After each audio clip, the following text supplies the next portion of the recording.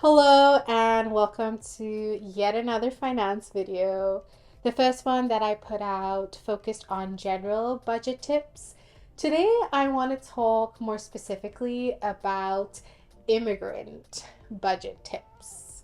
Growing up, I learned a lot about how to navigate financial instability from my parents, and I believe that so much of that was attached to our immigrant experience because as I grew up and I met other immigrants, I learned that we have so many similar experiences of how we managed our finances or how we kept our costs really low.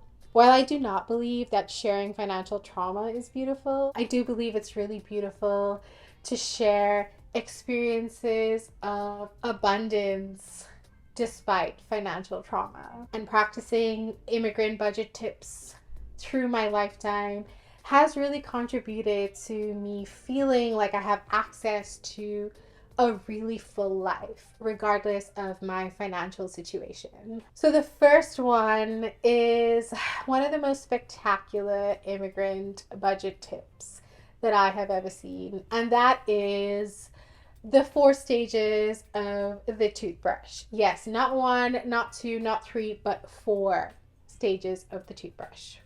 So the first stage is using the toothbrush to brush your teeth. The second stage is using the toothbrush to scrub those little bits of dishware and appliances that a regular scourer just cannot access. The third stage is using the toothbrush to scrub stains off of your sneakers. And the final stage is using the toothbrush to reach parts of the toilet bowl that the toilet brush cannot reach. This toothbrush principle can be applied to so many different products in your home. And trust me, it will really make you feel like you are using every single product for all that it is worth. Tip number two are homemade gifts instead of buying gifts. So this could be bringing out awesome crafts and making your own version of a product that you could buy at a store. It could also be making homemade food for somebody. I know that's something my mom used to do a lot growing up. Baking was her profession, and so she always had ingredients at home, and she would often use those ingredients to bake something for someone who could use a pick me up that week. My mom is actually responsible for almost every single person's birthday cake, and she would make them so personal. The flavors and the decor was representative of what that person was going through at that time or a big personality trait. And I know that it made them feel so loved on their birthdays much more than a store-bought gift would. Number three is coupons. So I remember growing up, my mom always had a coupon book in her bag. And people would make fun of her because every time we wanted to do something, she would be like, wait, let me get out the coupon book and see where we can get a discount or deal. And then accordingly, we will decide where we're going to be going. Looking back, more than just saving money, I realized it also gave us access to places that we wouldn't usually have access to. So I consider myself really lucky because growing up, I got to taste foods from so many different countries and continents. And while a lot of that was because we had such a diverse family and friend group, some of that was also because of my mom's coupon books. Because suddenly we were finding out about restaurants that we had never heard of before. And also, sometimes we were finally being able to afford a cuisine that we wouldn't have usually been able to afford. Today, I get a lot of my coupons from grocery flyers, sometimes from shopping at a store and getting a coupon for my next purchase. And recently, I've also got a lot of coupons from my phone plan. So, being a member at Virgin gives you a bunch of discounts and there's some pretty good discounts. Tip number four is budgeting. So I know that in my last video I talked about creating a budget, but today I want to talk about the art of budgeting. Growing up, when money was good, my mom would give us an allowance, and this was related to how old we were. So when I was 11, every month I would get 11 bucks. Now I wasn't allowed to just like spend my monthly allowance.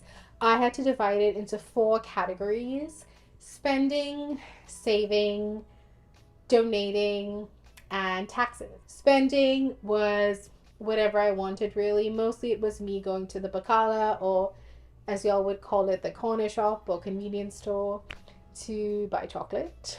With saving, I had to think about something that I really wanted, and instead of asking my parents to buy it, I would have to save up until I had enough money to buy it.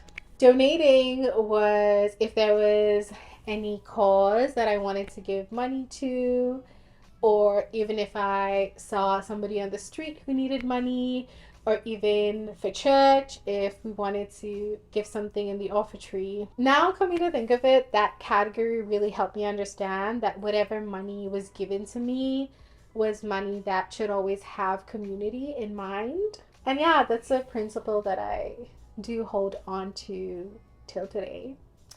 And the 4th category, yes, we had taxes. And this is when we lived in countries that don't have government taxes.